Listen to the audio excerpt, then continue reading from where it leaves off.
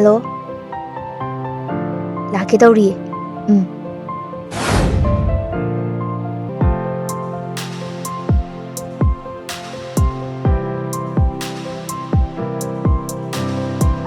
Mi koi bala boy manida.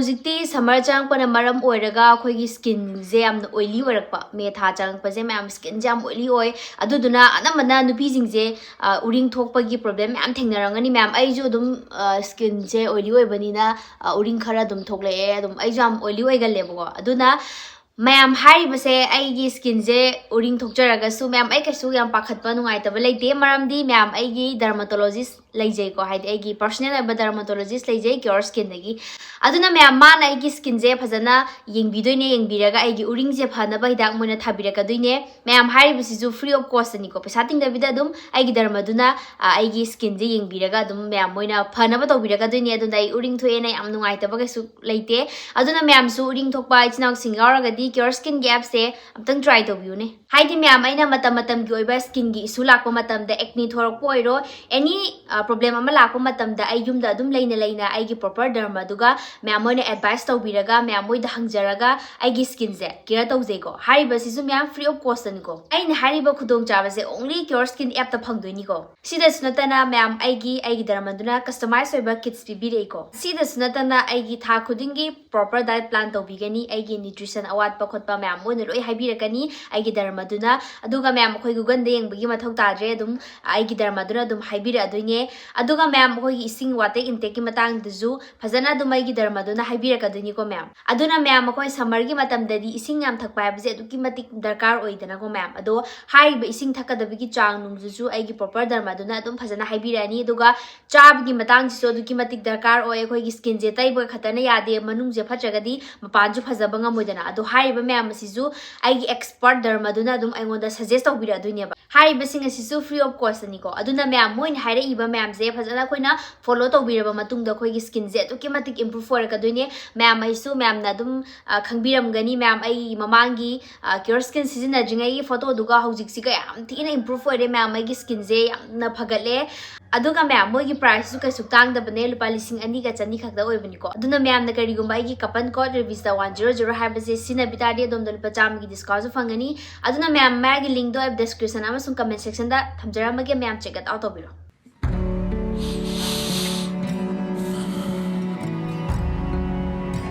Mama, ai lale, ai na phamda yam lan kre, ai na maram hoiraga.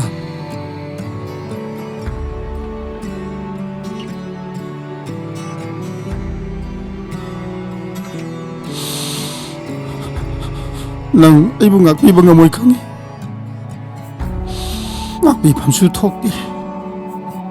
ꯑꯩꯅ ꯐꯝꯗ ꯌꯥꯝ ꯂꯥꯟꯈ꯭ꯔꯦꯅꯦ ꯃꯃꯥ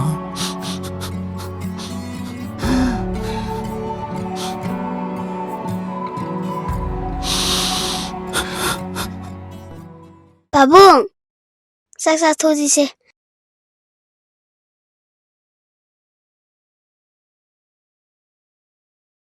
Thoibi ipa saksa ningdre Sawan sa thoro Nahan chu chade, ngarang chu chade.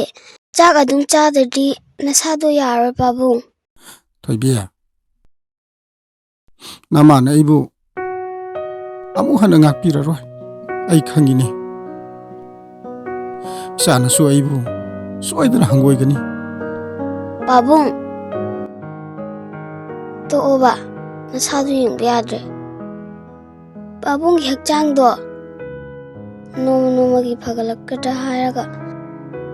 Noma edum sonjale. Hospital chalaga phajana ting thuje. Paisa gi de kemta khangano. Babung, ai kenu ufige ka.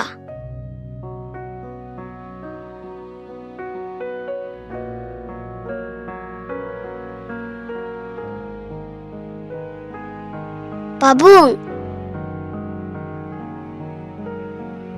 Tu Yamja. Thoibi sidi kai digi selno Adubro babung. Ne thari khoiga ne tharoi khunba su chatli aduga Abungthoi nu hoigi. Yumgi thabak tor baisu paisa pirei ne. Aina paisa myan je tungjalliba. Ai paisa yam tandoi ne. Babung gi imaga nungai thamdoi ne. Sanathoi to pata bangamdre asuk phatrabana paingonda adu nungsiba wahi nangna kari haribano Babung, to oba se kapkanuba. ngasidagi amu hana ipa sonthararoi ipana isagi dama hingani adubu namana ibudi soidana waroromgani sana ibusu ngakpi bangam loine sigi khanbada payam no wai Sanathoi Babung, Babung na tugyam wadoi oirdi. Aina sidagi imai maramda abu ana angaroi.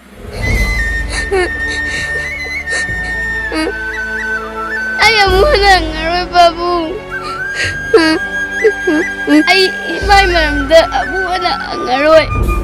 Babung warno ba.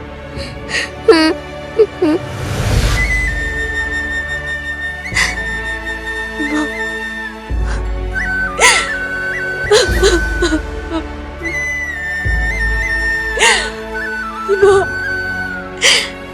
tangay mo harurabo.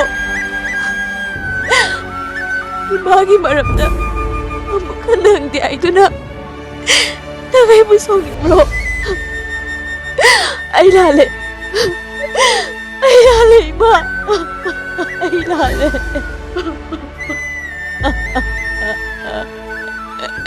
Ay lale, iba.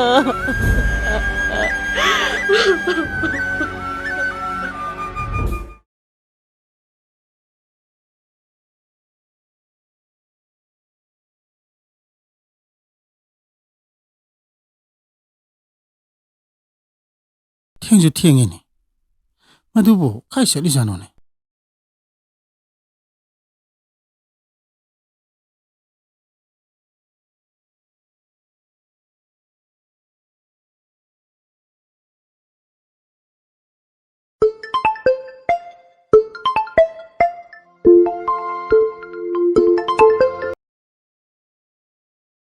Hello?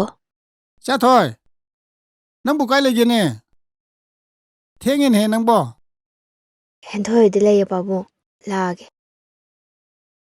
hoi hoi thengtharanu ko lao la babung thame ko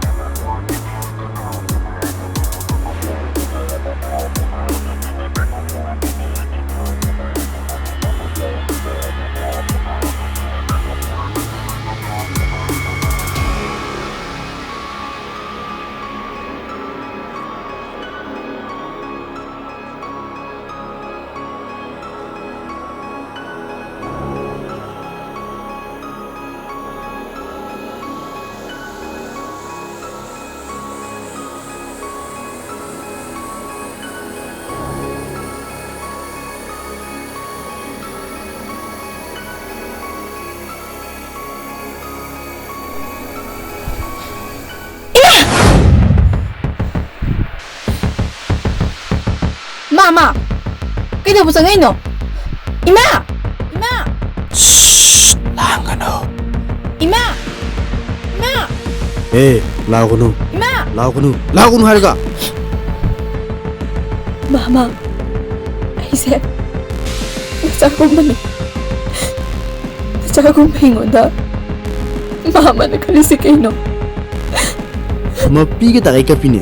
Se, topi kasi. Se. Mama! Nagtagdala ka na. Hektanjala ba? Ay, hindi nang kalugil. Ay di, wa mahayge na sangak pa niya. Nang mga narambaduda, kutopi ba nita? Namado, ay lami. Ay yung pung tarada, una si Haidana harahayo.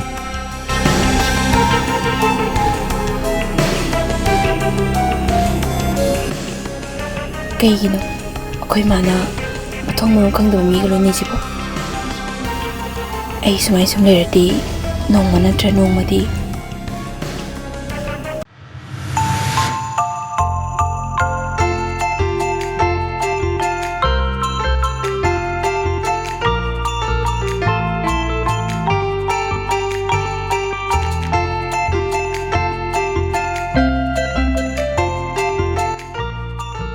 May I come in, ma'am?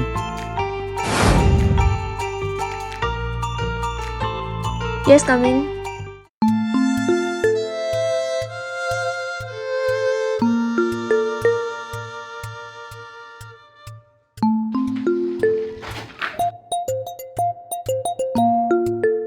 Kaidaure Pari? Sorry, ma'am. Irik, ngahangay ko ko. Hoy, ma'am. Irik. Hay ma, Pari, nang bukay darogya mi. Among nong fe layar mi jibo. Kaisu tawdiya, ma'am.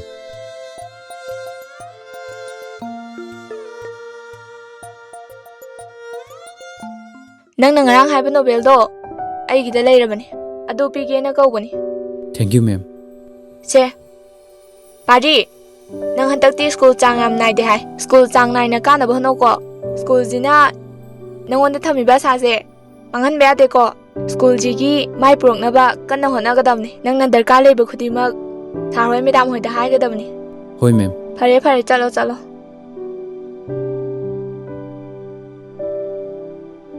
Se, Thank you, ma'am.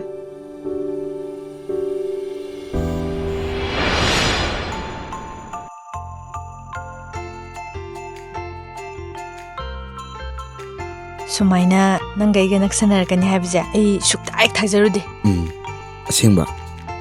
Asengba. Hojikti aigi thamoije pungpen hek pele.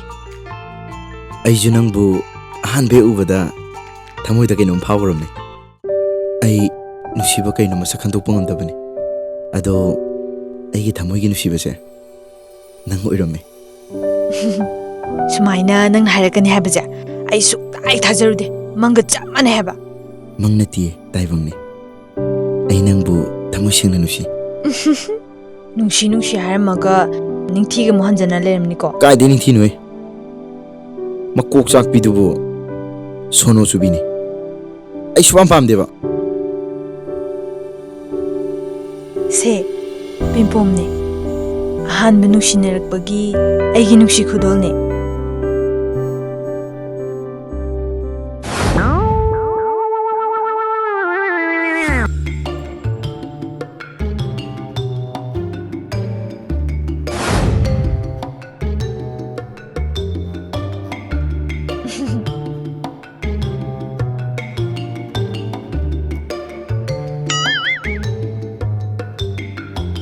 Kaino aigi mishibo. Sena durand ulejibo. Amdi ingi phajana.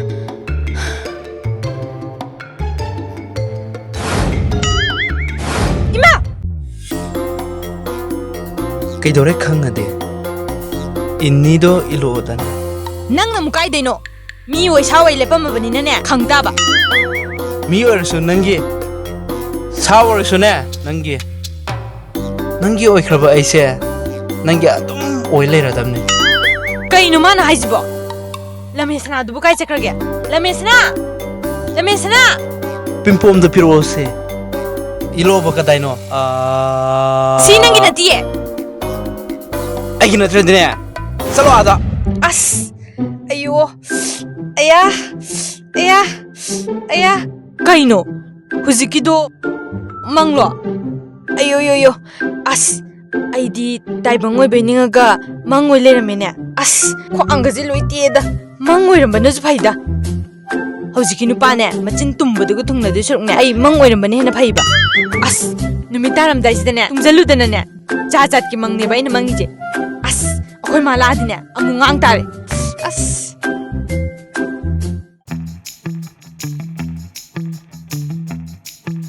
As, hindi ayaw rin tawri. Tolok tiyo.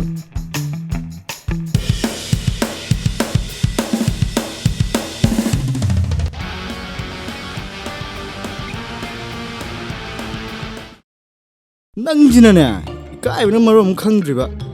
Mina na sakto lauri atong male hainai je nang khangdro. Kari? Kanana? Kadaida? Lauri atong male hainai ba? Oh, Mr. Ngobana, iri koi thonga anda haujirai da tahaudrabo.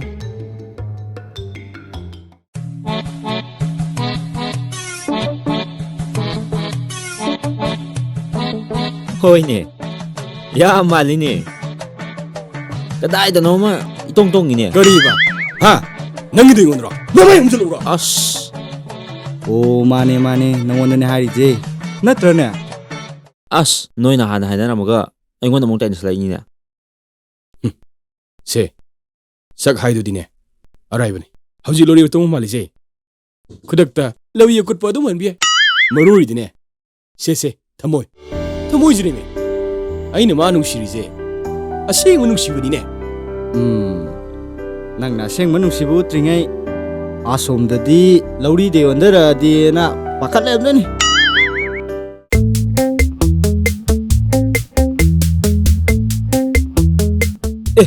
Angama tholi ni. Baton toru male. Sida hangaje.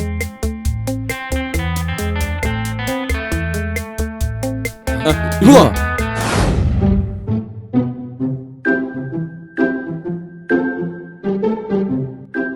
Chap manar koi ni. Itandana chap manar komedi aroi. Adudi. Ay bro. Ay ruko gurija. Keno kan gene. Oh no. Oh.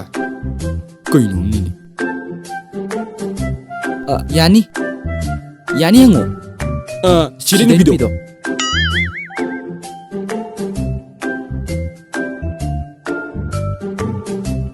Koi no. Itao. Asisu nang gumbo jalan he. ID phajai ne he. Yari mondo yai do mali ne. Wari do. Phagi ni da. Nupi haidi kana maming na kari wang bro big bro Fazabro thi bro. Masak to mai tau ge ba. Hai ge se. Sim sida dai ba. Mi ga khara piktak tawwa masaka kaba gengi abdo. Aduni. Moini na phangji nei. oi keng nale muko noi ledile muko jalam bayaro e Masih soi khana ko tar. Aina som lai rage, na som lai ro.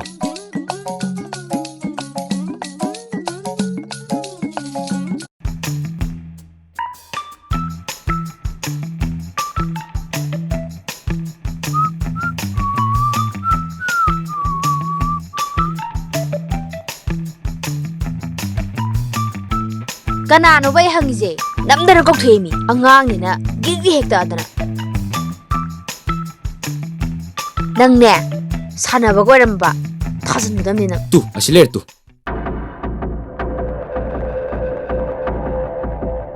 Ay. Wah.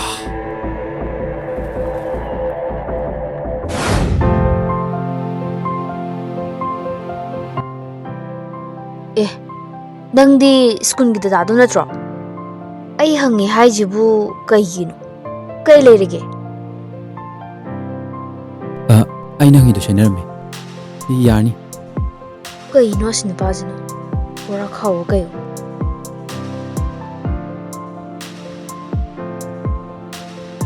Noy humna kay leire mo. Lumbalay bagay duraba. Nasak ni na lauri atong hing man gay. Direct haine. Nang yuman bro. Ay nga sai na mala hai doi to. Nang man ni mali hai. Chalo. Chai sa jing ai de ne. Ibung ja thi ba am lai gra sa ni. Kong thoro ro. Dayai. Dayai. Koi gisu mi onoramba. Ina. Chiru bi janate soire. Hoi. Jesi hoi. Ay thoro ke gari do. Yare. Mathangda dine mathong maram khangdaba mina kakthoro na ai kakthoraba nang sigidabni hanto salo Kui nu ne. Moi nang kok thuju ko thokpire. Adu gun pi onare loi chakre. Mi wani tan ba. Mathung din ngai nori ka.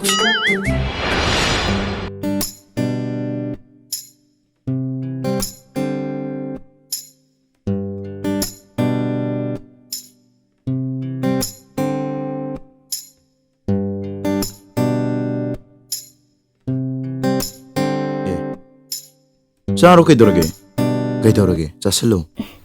Hoi.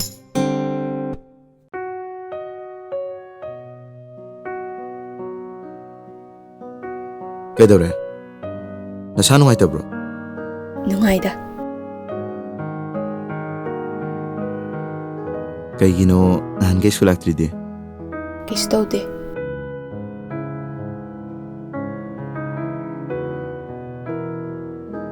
Noy mana nang luto bibra. Tawi keno. Ay da natida. Malemji da laiba mi khuding mangne. Mama na di machabulo ni sibane. Kaidoore. Kistaude. Nang di tawdro. Ha. Tawe. Yam lu tawe.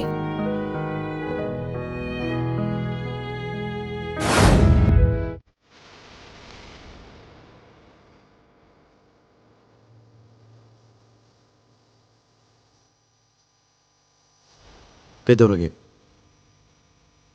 Kistaude. Yum chatlaje. Kaigin. Singlam gidobani. Kay fatabo kan khalin. Khandiye. Ado chatlaje ba. Kaino lakpada sungairi legi si kaino. Chatlaje. Imana ngangani. Pohon. Chalase.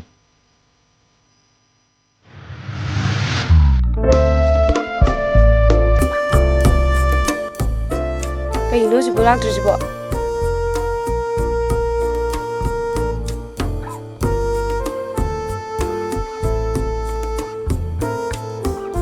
Pungsibu ayo gremi. Chaka charak tabaga chakna morom lamane. Ngai na kanom charoge da.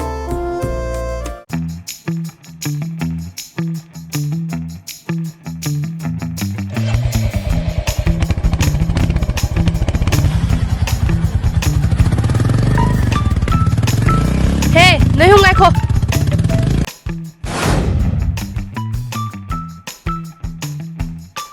Kaino sina swai dum le mi jina. Wathi jaba soidre do. Nade ma bu lobi na ba thimi na ba kadam nei tre chala ba. Khangde. Kaino si jina to jida. Hoi. Kumune. Kai duno. Kumu. Namai kumu hai mi ne.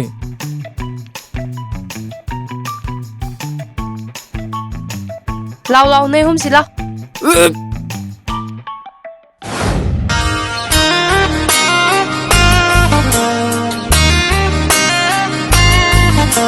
Riung ni.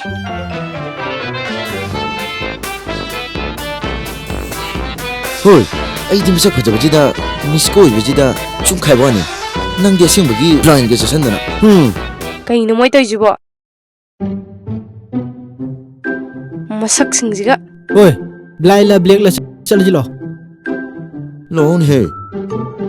Miss, kay hage. Kay na noy hum toise. Kay dorogi miss.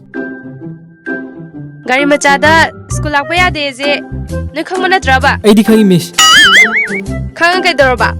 Usidrira ba noise? Miss, usitaba nachade. Promise. Dayaje.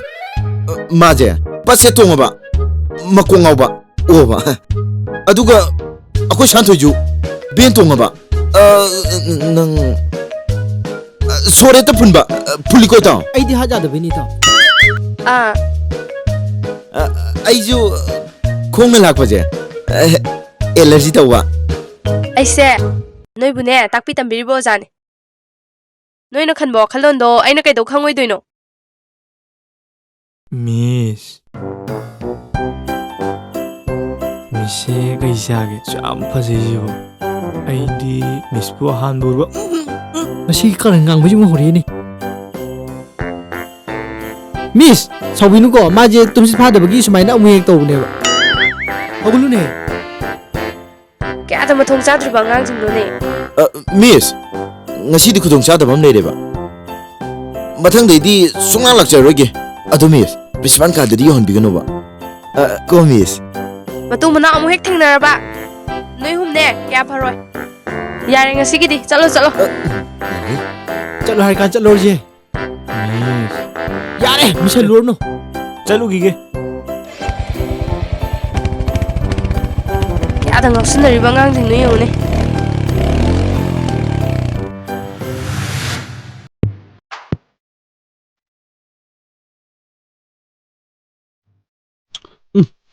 뭐이지? 그냥 야긴이다.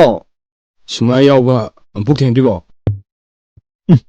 하이버 정해이버 너희 미스트라. 하.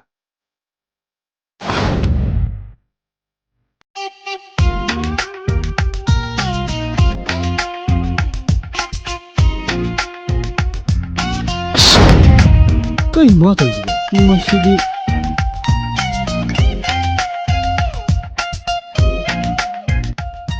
sister kay uda daw sige juice amaga fried rice amaga.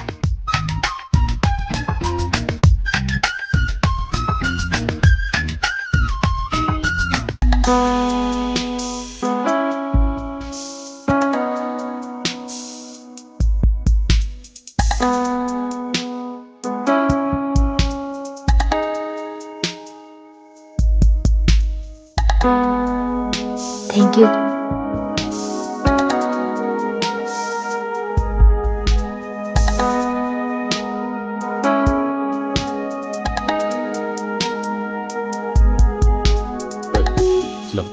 Lo ni. Dayananda. yeah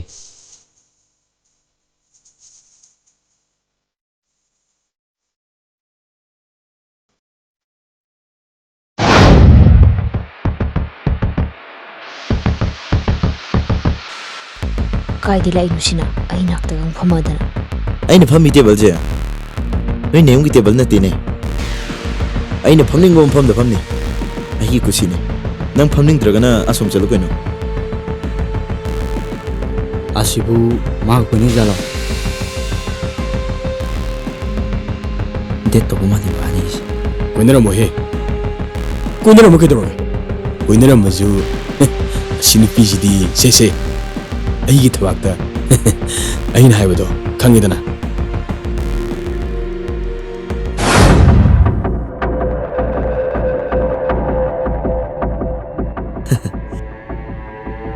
Anhamga jukalline. Jibam ne gaina. Se ai na har phamam batebal ni. Nang atro cha toija na sak tu ngi jaro. Ai di ke do wicha toiba. Nang oin chalo. Nang pokpa matamda nangi namada bo kai kai bu cha jano. Ika dana.